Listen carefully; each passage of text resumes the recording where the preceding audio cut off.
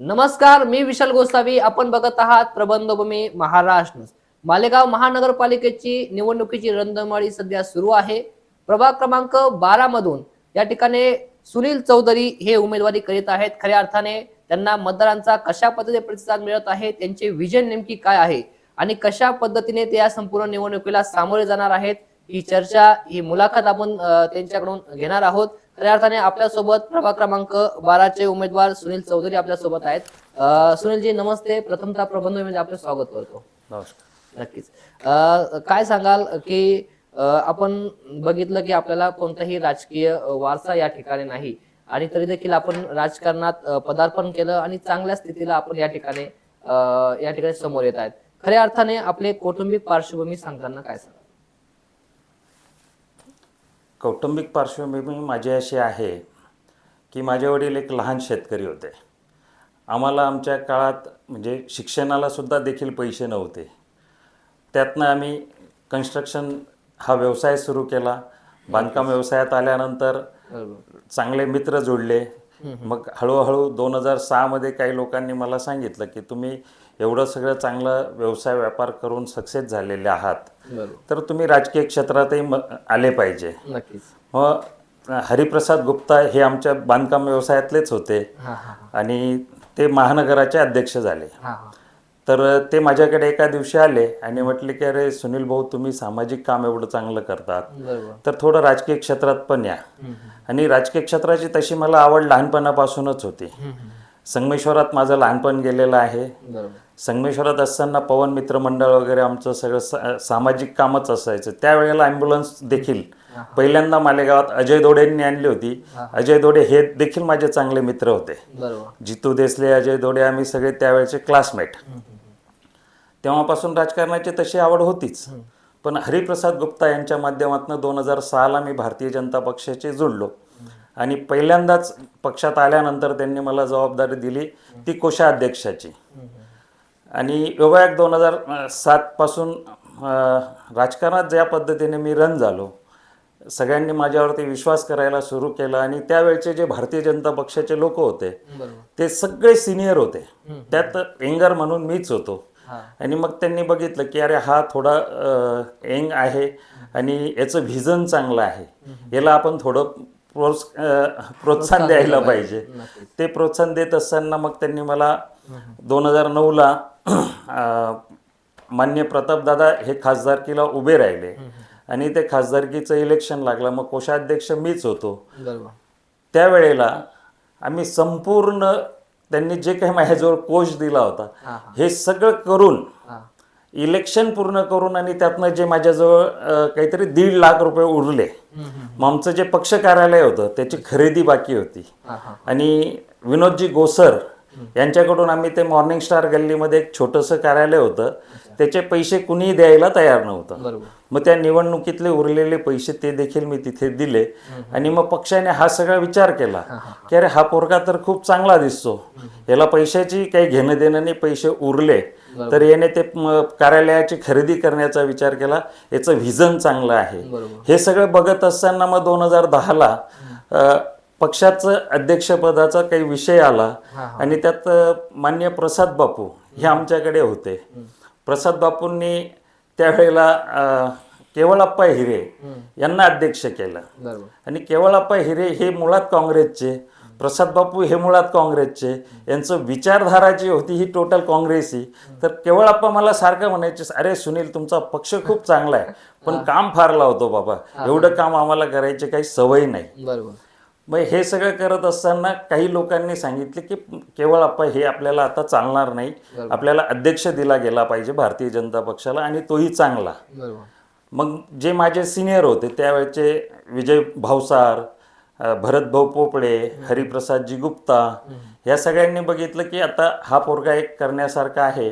मग त्यावेळेला नाना मराठे आणि मी, आम्ही 2 लोक रेसमध्ये होतो. खरात मुळात त्या वेळेला भारतीय जनता पक्षात लोकही यायला तयार नव्हते पाहिजे तसं, कारण इथे आमदार जे आहेत त्यावेळेचे आमदारच होते. हे मंत्री महोदय 2014 नंतर झाले.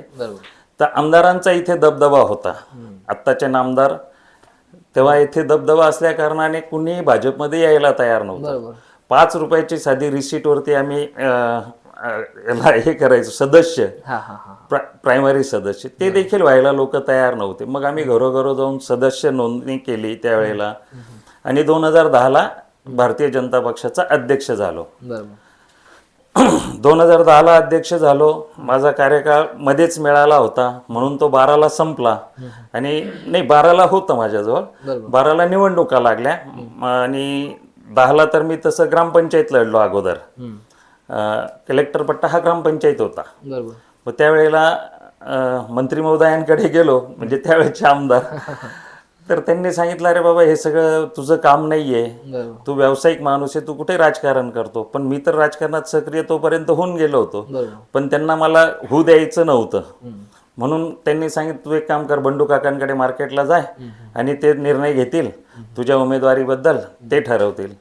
काकांकडे गेल्यानंतर काका म्हणतात की अरे तुला तर माहिती आहे ना, माझ्या हातात काही नसतं, जे काय असतं ते साहेबच निर्णय घेतात. हा हा मग ही सगळी माझी माहिती अद्वै आबांना कोणीतरी दिली. अच्छा अद्वै आबांना माहिती मिळाल्यानंतर अद्वै आबांनी मला बोलवलं की सुनील तू तुम्ही इलेक्शन लढवू इच्छितात म्हणे चौधरी साहेब. म्हटलं हो. हा हा हा अरे म्हणे मग तुम्ही पॅनल बनवाल का? म्हटलं तयार आहेत माझ्याजवळ माणसं. मग त्यावेळेला 2 मी माळी समाजाचे म्हणजे आताचे राकेश भांबरे जे मनसेचे अध्यक्ष आहेत अच्छा ते स्वतः आणि एक शेवाळे म्हणून छोटू शेवाळे त्यांच्या भगिनी, असं आम्ही तिघांनी पॅनल तयार केलं. बरोबर इतका सुंदर प्रतिसाद त्यावेळेला मिळाला की फक्त 187 मतांनी मी उपमहापौर आपले आहेर निलेश दादा यांच्या समोर माझीच लढाई होती. 187 मतांनी माझा पराभव झाला. बरोबर योगायोगाने 1-2 वर्ष गेले आणि 2 वर्षात कलेक्टर पट्टा हा महानगरपालिकेत विलीन झाला. महानगरपालिकेत विलीन झाल्यानंतर मीच अध्यक्ष होतो. अध्यक्ष असताना मला असं होतं की मला कुठलं इलेक्शन आता अध्यक्ष असताना लढवायचं नाही, मी कुणाला तरी लढवलं पाहिजे. बरोबर पण कलेक्टर पट्ट्यातनं सगळ्यांनी सांगितलं की बाबा तूच निवडणूक लढवू शकतो, इथे दुसरा माणूस आपल्या भाजपकडून आता प्रोड्यूस करता नाही येणार लागलीच. तुला ऑलरेडी भाजपाचा सुनील चौधरी असं नाव मिळालेलं आहे आणि तू त्या निमित्ताने लोकांसमोर जर गेला तर लोक तुला प्रतिसाद देतील. बरोबर या पद्धतीने 2012ची निवडणूक लढलो. काही मतांनी पराभव झाला आणि माझा राजकीय प्रवास त्याच पद्धतीने चालू राहिला. 2014ला मीच अध्यक्ष होतो आणि लोकसभा लागली. बरोबर लोकसभा लागली आणि आदरणीय मोदीजी हे राष्ट्रीय अध्यक्ष होते आणि त्यांना पक्षाने निश्चित केलं की पंतप्रधान पदाचे उमेदवार म्हणून. बरोबर माझ्यासाठी तर खूप चांगला विषय झाला. आदरणीय मोदीजींचं व्हिजन खूप चांगलं होतं. सलग 15 वर्ष त्यांनी गुजरात सांभाळलेलं होतं. त्यांच्या पाठीशी अनुभव खूप दांडगा होता. बरोबर आणि हे सगळं बघितलं तर लोकांसमोर आम्हाला जायला खूप इझी होतं. मग आम्ही लोकसभेला सामोरे गेलो. माझ्या अध्यक्षतेत सुभाष भामरे हे पहिल्यांदा निवडून आले. प्रतापदादांना तब्येतीमुळे थांबवलं गेलं आणि मी नुसता खासदारच निवडून नाही दिला तर या देशाचा पंतप्रधान देखील 2014ला माझ्या अध्यक्षतेत बसले. याच्यापेक्षा मोठा आनंद माझ्यासाठी माझ्या जीवनात कुठलाच नव्हता. नक्कीच. सुनीलजी, या ठिकाणी आपण जो काही आपला अनुभव सांगत आहात, जो काही या ठिकाणी जी घटना घडलेली आहे, हा संपूर्ण जुनी गोष्टी किंवा जुना आपला जो कार्यकाळ ऐकण्यासाठी खूपच महत्त्वाचा आहे. आनंद देखील झाला. परंतु गेल्या आपण 2006 ते आता 2026 म्हणजे गेल्या 20-21 वर्षाचा हा आपला तप, 12 वर्षाचा एक तप म्हणता म्हणजे 2.5 तप पूर्ण झाले आपण असं म्हणायला हरकत नाही. परंतु या तपामध्ये आपण आतापर्यंत अनेक पराभव पचवले. नक्कीच ह्या संपूर्ण पराभव पचवून देखील आता नव्याने आपण 2026 मध्ये उमेदवारी करीत आहात. ही जिद्द कुठून मिळाली आपल्याला? याला जिद्द नाही म्हणता येणार. राजकारणात हार पराजित चालूच राहणार आहे. जित पराजित होत राहते. मला एक होतं की माझा प्रभाग कसा असावा, माझं जिथे मी राहतो, मी मुळात कलेक्टर पट्टा हा बेसिक मी बसवलेला आहे. 93 मध्ये मी कन्स्ट्रक्शनमध्ये आलो आणि 93 मध्ये सगळ्यात पहिले शरदनगर हा जो भाग झाला हे मीच बांधकाम तिथे केलेलं आहे. त्यावेळेला आग्रा रोडापासून शरदनगरला यायचं म्हणजे चिखलतोडत यावं लागायचं. 2015ला सॉरी 1993मध्ये जेव्हा पहिल्यांदा मी काम सुरू केलं, 15 ऑगस्ट 1993ला मी तिथे टेंट वगैरे देऊन माझी साईट सुरू केली. तर त्याच दिवशी योगायोगाने पाऊस आला आणि तो पाऊस इतका खतरनाक होता की माझं कार्य जे टेंट दिलेलं होतं ते सगळं गेलं. लोक म्हणे अरे हा पोरगा कसा इथे बांधकाम करेल, याला जंगलात बांधकाम करायला लागलाय. मग हे सगळं माझ्या डोक्यात तेव्हापासून होतं की तर मला हा जे मी डेव्हलपमेंट करत आहे तर ही डेव्हलपमेंट अशा पद्धतीने झाली पाहिजे की इथे रस्ते, पाणी, गार्डन कसं होईल आणि माझा परिसर सुंदर आणि स्वच्छ कसा दिसेल. पण ग्रामपंचायत असल्यामुळे ग्रामपंचायतवाल्यांजवळ मुळात व्हिजन नाही आहे. 1991मध्ये स्वप्नपूर्ती नगर हे बनलेलं आहे. आज देखील स्वप्नपूर्ती नगरची परिस्थिती तीच आहे, कारण ग्रामपंचायतने कुठलंही लक्ष तिथे दिलं नाही. म्हणून ते एक डोक्यात होतं की आपण निवडणुकीला सामोरे जाऊन निवडून येऊन आणि आपला कामाचा विकास, आपल्या गावाचा विकास करून दाखवायचा. बरोबर. नाही, खऱ्या अर्थाने आपल्याला या ठिकाणी 2017 मध्ये उमेदवारी नाकारली गेली. आज आपण अनेक उदाहरण बघितले की उमेदवारी नाकारल्यामुळे बंडखोरी करताना या ठिकाणी त्या भूमिकेकडे आपण कसे बघतो? काय निवडणुकीला प्रत्येकाची इच्छा असते की मला उमेदवारी मिळावी आणि त्यावेळेला आम्ही 5 लोक निवडणुकीला बरोबर फिरवत होतो. आदरणीय मदन बापू होते, मी होतो, सुधीर जाधव होते, राजेंद्र भाऊ शेलार होते. असं 5 लोक आम्ही एकत्रित फिरत असताना क्लिअर झालं होतं की ज्याला उमेदवारी भेटेल त्याने रन व्हायचं आणि ज्याला थांबायला सांगितलं त्याने थांबायचं. योगायोगाने ते माझ्या नशिबी आलं आणि मग मी थांबलो. मला अनेक लोकांनी सांगितलं अरे नाही तू 2 महिने झाले एवढा पळत आहे, एवढा प्रचार करत आहे, तू अपक्ष लढ. पण मला माहिती आहे अपक्ष लढून आणि पक्षाच्या विरोधात जाऊन कुठली काही कामं करणे हे योग्य नाही. कारण मला माझ्या पक्षावरती पूर्णपणे भरोसा होता. मी अगोदरच बोललो की मी इतक्या लहान परिवारातला माणूस होतो आणि एकदम सामान्य कुटुंबातला माणूस. पक्षाची ओळख माझी झाली ती फक्त सुनील चौधरी भारतीय जनता पक्षाचं या नावाने मला लोक ओळखायला लागले. एवढं मला भेटलेलं, मग मी का अतिताईपणा करायचा. आणि म्हणून त्याची मला आज खऱ्या अर्थाने पावती मिळालेली आहे. मी थांबलो नसतो, त्या दिवशी चुकीचं पाऊल उचललं असतं तर पक्षाने आज मला न्याय दिला नसता आणि मी कुठेतरी एका कोपऱ्यात पडून राहिलो असतो. नक्कीच. जो काही भारतीय जनता पार्टीने आपल्यावरती विश्वास दर्शवला आहे तो आपण कशा पद्धतीने सार्थ ठरवणार, काय वाटतं? पक्षाने जी मला उमेदवारी दिलेली आहे, अनेक व्हिजन माझ्यासमोर आहेत. मी म्हणजे एक कन्स्ट्रक्शन या व्यवसायातला माणूस असल्या कारणाने मला माहिती आहे की कुठे काय केलं तर काय होऊ शकतं. बरोबर. आणि त्या माध्यमातून मी माझा स्वतःचा विकास जर करू शकलेलो आहे तर निश्चित मी पक्षाचा पण विकास करेल, प्रभागाचा पण विकास करेल आणि पक्षाला हे दाखवून देईल की तुमची उमेदवारी खऱ्या अर्थाने मी स्वार्थ करून दाखवली आहे. नक्कीच. खऱ्या अर्थाने आपण जर बघितलं की प्रभाग क्रमांक 12 मध्ये अनेक समस्या असतील, परंतु सर्वात गंभीर समस्या काय वाटते आपल्याला? समस्या तशा आता खूप काही राहिल्या नाही. आदरणीय मदनजी गायकवाड बापूंनी इतकी कामं केलेली आहेत की समस्या फार काही नाही आहेत. म्हणजे बेसिक समस्या जी होती ना कलेक्टर पट्ट्याची, ती नळाच्या पाण्याची होती. त्यावेळेला डायरेक्ट म्हणजे 2010, 2012, 2014 पर्यंत लोक कॅना घेऊन जायचे पाण्याच्या, सायकलीला कॅना लावायच्या. कॅना लावत असताना एक वाणी समाजाचा बिचारा तो पडला आणि तो खुब्यात गेला होता. वय वर्ष त्याचं 27 होतं फक्त. 27व्या वर्षी त्याच्या बिचाऱ्याचा खुबा तुटला होता. तर ही लोकांनी परिस्थिती बघितली होती आणि बापूंनी जे तिथे काम करून दाखवलं 2017 ते 2012 ते 17 मध्ये की हर घर जल. आता मोदीजींनी काढलं पण त्यावेळी बापूंनी ते हर घर जल ही योजना पूर्ण केलेली. बरोबर. नक्कीच. खऱ्या अर्थाने आपण जो उल्लेख केला मदन बापू गायकवाडांचा, खऱ्या अर्थाने आपण संपूर्ण प्रभागामध्ये फिरत आहात. आता प्रचार यंत्रणा संपूर्ण आपली आहे.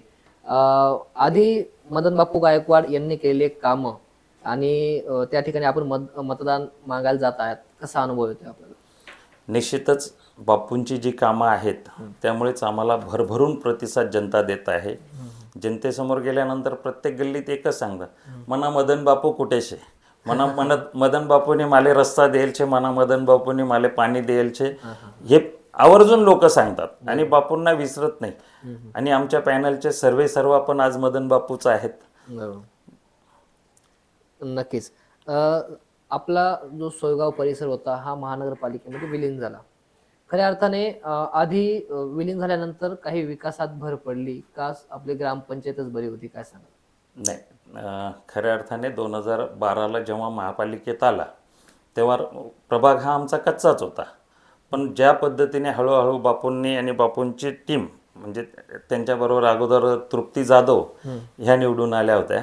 यांनी दोघांनी नळाच्या पाण्याचे रस्त्याचे भरपूर कामं केले आणि प्रभागात चांगल्या पद्धतीने लाईटांचं देखील फार मोठी समस्या होती ठिकठिकाणी. बरं त्यावेळेला कसं होतं, 10 बंगले या कॉलनीच्या, दुसरे 10 बंगले त्या कॉलनीचे, दुसरे 20 बंगले, आणि तिथे बिल्डर जास्त प्रमाणात आले. म्हणजे मी आलो 93 मध्ये, माझ्यानंतर माझे चुलत भाऊ आले, मग झेंड बनून आले, असे या बिल्डरांनी कॉलनी बांधल्या. तर इंडिपेंडंट बंगलो कमी होते म्हणून गॅप असायचा. ही कॉलनी तर ती कॉलनी इतका गॅप होता की पूर्ण रस्ते अंधारमय होते.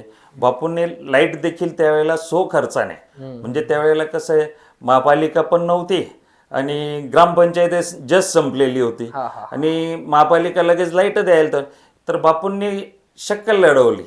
कसं करायचं, एका गल्लीत 3 स्ट्रीट लाईट आहे ना, मधला काढून घे रे बाबा, इथं कलेक्टर पट्ट्यात लाव. आणि अधिकारी बिचारे त्यांना सहकार्य करायचे. आणि पोल नसताना मग पोल, टेलिफोनचे पोल त्या काळात तिथं होते, मग टेलिफोनच्या पोलवरती देखील बापूंनी तिथं लाईट लावून दिला आणि तेवढ्या गल्लीचं त्यावेळेला काम भागवून दिलं. तर लोकांच्या हे सगळं लक्षात आहे आणि त्यामुळे आमच्या पॅनलला भरभरून लोक प्रतिसाद देतात आहे. आणि बापूचा इतका बोलबाला आहे की आम्हाला प्रचार 50% आमचा प्रचार बापूंमुळे कमी होतो. नक्कीच. खऱ्या अर्थाने आपण जर पुढचा भाग बघितला की आपल्या समोर जे उमेदवार लढत आहेत ते म्हणजे शिवसेना शिंदे गटाचे उमेदवार आहेत, अजित पवार राष्ट्रवादीचे उमेदवार आहेत. यांनी आपल्या समोर आव्हान उभं केलं आहे. या संपूर्ण परिस्थितीकडे किंवा या लढतीकडे आपण कसं बघतो? ते आमचं तसं बघायला गेलं तर मित्रपक्ष आहेत म्हणून आव्हान आम्हाला वाटतच नाही. कारण आव्हान काय, कामं बापूंचे एवढे आहेत की ते आव्हान सहज आम्ही पेलवू शकतो. अशा पद्धतीने आज जेव्हा आम्ही प्रभागात जातोय तर प्रत्येक जण आम्हाला भरभरून, म्हणजे काही लोकांना पैसे देऊन सांगावं लागते की अरे बाबा या गल्लीत जाशील ना, ती ताईला सांगितलं आम्हाला दिवा उतार. पण आम्हाला काल आणि परवा एवढे दिवे उतरले की म्हणजे आमच्या डोळ्यात काही वेळेला अश्रू यायचे की बा सर जनता किती आम्हाला प्रेम करते. आदरणीय बापूंमुळे जे पेरलेलं असतं ना भाऊ ते उगतच, त्याला कोणी थांबवू शकत नाही. आणि बापूंचं रस्ते, गटार, लाईट हा एक तर काम आहेच. त्यांचं सगळ्यात मोठं काम जर म्हणता येईल तर कोविड काळात त्यांनी जे काम केलेले, ज्याचा पोरगा बाप कोविड झालं म्हणून त्याला जेवण असं ताटीतनं लांब द्यायचा, त्याला त्या रूम मध्ये ठेव रे बाबा. पण आमचे बापू तिथं जायचे, काका चाल म्हणा गाडीवर बैस, त्याला यांचं मास्क बांधलं की तो मास्क असो की नाही त्याला गाडीत बसवून हॉस्पिटलला ऍडमिट करून द्यायचे, ॲम्ब्युलन्सची वाट नाही बघायची. तर प्रभागात आज फिरत असताना आम्हाला तो देखील फार मोठा फायदा होतोय. नक्कीच. खऱ्या अर्थाने आपण विकास कामांसंदर्भात बोललेलेच आहेत, परंतु आपण मागे उल्लेख केला की आपले मित्र पक्षच आपल्या समोर या ठिकाणी उमेदवारी करीत आहेत. पण राज्यात असलेले मित्र या ठिकाणी आता शत्रू सारखे आपल्या समोर येत आहेत. याचा मतदारांवर काही परिणाम होईल का? काय दादा, म्हणजे हे जे निवडणूक असते ना ही जनतेची आणि स्थानिक निवडणूक असते आणि स्थानिक कार्यकर्त्याकडे बघून करण्यात आलेला हा निर्णय असतो. त्याच्यामुळे वरच्या युतीचा किंवा इथे स्थानिक निवडणुकीचा खूप काही लोक विचार करत नाही. आणि मुळात आपल्या मालेगाव शहरात 20च जागा ह्या हिंदू प्रभागात आहे. 20 जागांमध्ये आम्ही युती आमचे अध्यक्ष म्हणत होते युती झाली पाहिजे, पण 20 जागांमध्ये युती केली असती. आदरणीय मंत्री साहेब म्हणे की तुम्हाला 5 जागा देऊ, तुम्हाला 4 जागा देऊ. मग 4 जागांमध्ये तर आमच्याजवळ नेतेच एवढे होते की माझ्यासारख्या कार्यकर्त्याला आज न्याय पण भेटला नसता. म्हणून मग युती आम्ही तोडून आणि समोरासमोर निवडणुकीला सहजपणे जातोय. आणि जनतेच्या लक्षात येतं कोण चांगलं कोण वाईट कोण काय. जनता आज खुळी नाही. सोशल मीडियाच्या माध्यमातून तर मी सांगतो तुम्हाला, प्रत्येक घरामध्ये लहान मुलाला जरी विचारलं, तर माझा नातू 2च वर्षाचा आहे, त्याला जर विचारलं हे कोण आहे रे बाबा, तो सहज म्हणतो मोदी बाबा. मोदी बाबांनी एवढं पेरून ठेवलेलं आहे की आम्ही मोदीजींचे सैनिक आहोत. आम्ही जनतेच्या समोर जातो, आम्ही सांगतो आम्ही मोदीजींचे सैनिक आहोत, मोदीजींना बळकट करायचं तर खाली ग्राउंड बेस आमचा पक्का करा. लोक असंच म्हणतात, नाही एकदम बरोबर, मोदीजींनी भरपूर आम्हाला दिलेलं आहे आणि म्हणून तुम्हालाच आम्ही मत देऊ. त्यामुळे ते युती वगैरेचं आम्हाला काही कुठली भीती इथे वाटत नाही. जनता बरोबर समोरे जाऊ शकते आणि जनता निश्चित आम्हाला भरभरून प्रेम करणार आहे. नक्कीच. खऱ्या अर्थाने आपण जो या ठिकाणी विचारांची गोष्ट केली, मग ही निवडणूक विचारांची आहे की सत्तेची, काय सांगा? निवडणूक विचाराची असते. कुठलं पण, आता काही लोकांना सत्तेसाठी जायचं असतं, तो पार्ट वेगळा आहे. आम्ही सत्तेसाठी कुठलेही काम करणार नाही. आम्ही, लोकांनी आम्हाला उद्या निवडून जरी दिलं तर आम्ही नगरसेवक नाही, आम्ही जनसेवक म्हणून काम करणार आहोत. आम्हाला जनतेची सेवा करायची आहे. बरोबर. खऱ्या अर्थाने जर आता या ठिकाणी आपण विजयाचे संकेत दिलेले आहेत किंवा आपला आत्मविश्वास तेवढा आहे, ठीक आहे, आपण जर उद्या नगरसेवक झालात तर येणाऱ्या 100 दिवसांमध्ये आपण कोणते कामे हातात घेशाल किंवा पहिले मुख्य कामे कोणते असेल? मूळ तसे कामं बघायला गेले तर महापालिकेकडून आणि आदरणीय मदन बापूंनी भरपूर प्रभागात कामं करून ठेवलेली आहेत. पण आता बेसिक विषय असा आहे की सध्या चोरीचे प्रमाण आमच्या कलेक्टर पट्ट्यात वाढलेले आहे. म्हणून माझा मूळ मुद्दा आहे की मला पूर्ण कलेक्टर पट्ट्यातली जे लाईट आहेत ते व्हाईट लाईट करायचे. स्ट्रीट लाईट जेवढे पण आहेत हे व्हाईट करायचे आणि पूर्ण कलेक्टर पट्ट्यात CCTV कंट्रोल कसा होईल हा बेसिक माझा हेतू आहे आणि ते मी करण्याचा येत्या 100 दिवसात प्रयत्न करेल. नक्कीच. खऱ्या अर्थाने आपण ही निवडणुकीला सामोरे जात आहात, लोकांमध्ये जात आहात, अनेक लोकांचा प्रतिसाद देखील मिळत आहे, परंतु खऱ्या अर्थाने आपल्या कुटुंबाकडून कसा प्रतिसाद मिळत आहे? माझा पूर्ण परिवार माझ्याबरोबर आहे. आम्ही 22 चुलत भाऊ आहोत सगळे. प्रत्येक भाऊ माझ्या खांद्याला खांदा लावून काम करत आहे. माझे भाऊजाया सगळ्या कामाला लागलेल्या आहेत. मला पारिवारिकच नाही, माझा समाज देखील माझ्या पाठीशी पूर्ण उभा आहे. काही आता काय झालं, आदरणीय मंत्री महोदयांनी समाजात भांडण लावण्याचा प्रयत्न केला. प्रभाग क्रमांक 12मध्ये आम्हाला दोघं चौधरींना समोरासमोर दिलं. प्रभाग क्रमांक 9मध्ये 2 सख्या जिजबहिणींना समोरासमोर लढवून दिलं. जिजबहिणी म्हणजे मावस बहिणींना. तर आता ठीक आहे, ती त्यांची राजकारणी काही खेळी असेल, पण माझा समाज एवढा वेडा नाही आहे. माझा समाज पूर्णपणे माझ्या पाठीशी उभा राहणार आहे. त्यांना देखील माहिती आहे की राजकीय क्षेत्रात खऱ्या अर्थाने व्हिजन असलेला माणूस कोण आहे. ज्याच्याजवळ व्हिजन असेल जनता त्याला प्रिफेर करते. नक्कीच. खऱ्या अर्थाने आपण जो आता उल्लेख केला की या ठिकाणी चौधरी आता तुम्ही समोरासमोर लढतायत, याचा निवडणुकीमध्ये काही फटका आपल्याला बसू शकतो का? काही बसणार नाही. जनता आमच्या पाठीशी आहे आणि मुळात निवडणूक जी आहे 21,834 टोटल मतदान आहे. कुठल्याही एका समाजावरती ही निवडणूक होणार नाही. कुणी जर तसं जर असतं तर मग 8, 8,500, 9,000 फक्त मराठा समाज आहे आणि अदर मग याच्यात बाकी सगळे, मग सगळेच उमेदवार मराठा समाजाचे दिले गेले पाहिजे होते. असं होत नाही.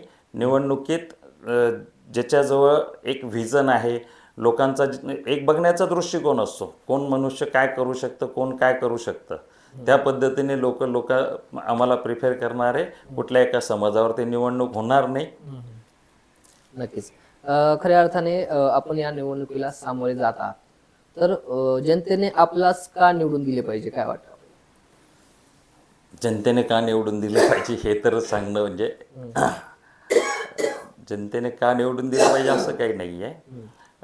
जनता मुळात आता भारतीय जनता पक्षाला प्रिफेअर करते. त्याचं रिझन असं आहे की आमचं फक्त देशहित हाच विषय असतो.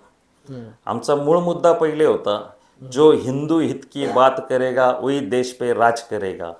आणि त्याच पद्धतीने आम्ही देखील आता निवडून गेल्यानंतर माझ्यासारखे सगळे मॅक्सिमम सक्षम उमेदवार पक्षाने दिलेले आहेत. म्हणजे इकडे रवी हिरे असो, मी असो, राजूभाऊ शेलार असो, सुधीर जाधव असो, आम्ही सगळे व्यावसायिक लोक आहेत. आणि व्यावसायिक लोक असल्यामुळे आम्हाला तिथे जाऊन कुठले टक्के भेटतील आणि मग त्याच्यावरती आमचं घर चालेल असे लोक आम्ही नाही. म्हणून आम्ही पूर्ण काम हे जनते आणि जनतेसाठीच करणार आहोत. नक्कीच. खऱ्या अर्थाने खूप छान मुलाखत या ठिकाणी आपली संपन्न झाली. यामध्ये आपण छोटा एक रॅपिड राऊंड घेणार आहोत.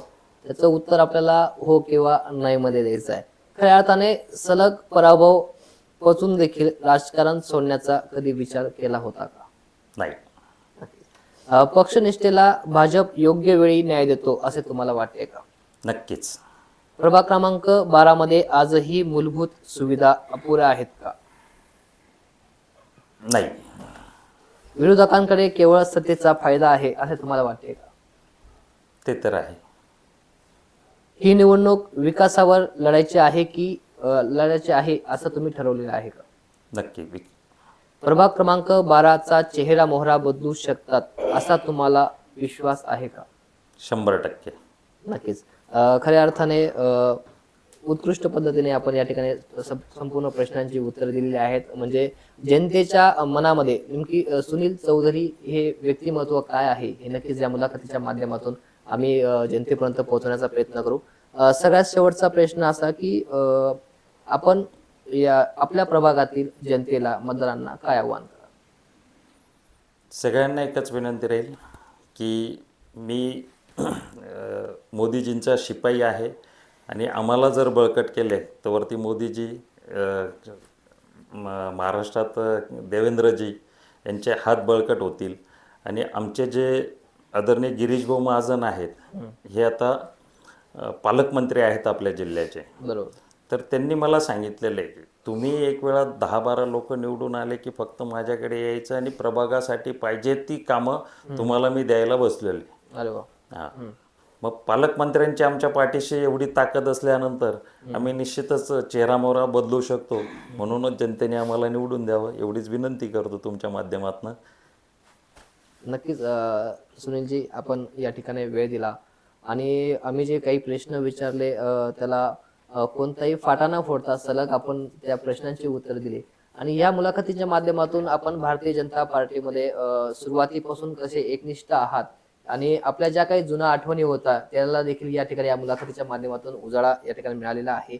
आपले जे काही पुढील दिवस आहेत ते प्रचार यंत्रणेमध्ये जाणारच आहेत. येणारा निकाल जो असेल किंवा येणारं जे काही आपले काही आपलं काम असेल त्याला संपूर्ण प्रबंधक आम्ही शुभेच्छा देतो. येणाऱ्या काळामध्ये नक्कीच जो काही निर्णय लागेल किंवा जो काही निकाल या ठिकाणी हाती येईल परंतु आपण ज्या पद्धतीने बोलला अशीच पक्षनिष्ठा आपली याच पद्धतीने राहील असा विश्वास देखील या मुलाखतीच्या माध्यमातून आम्हाला मिळालेलाच आहे आणि जो काही जनतेचा प्रतिसाद आपल्याला या निवडणुकीच्या माध्यमातून मिळालेला आहे त्याबद्दल देखील आम्ही या ठिकाणी आपल्याला शुभेच्छा देतो आणि आपण जो वेळ आम्हाला दिला त्याबद्दल आपले आभार व्यक्त करतो. धन्यवाद.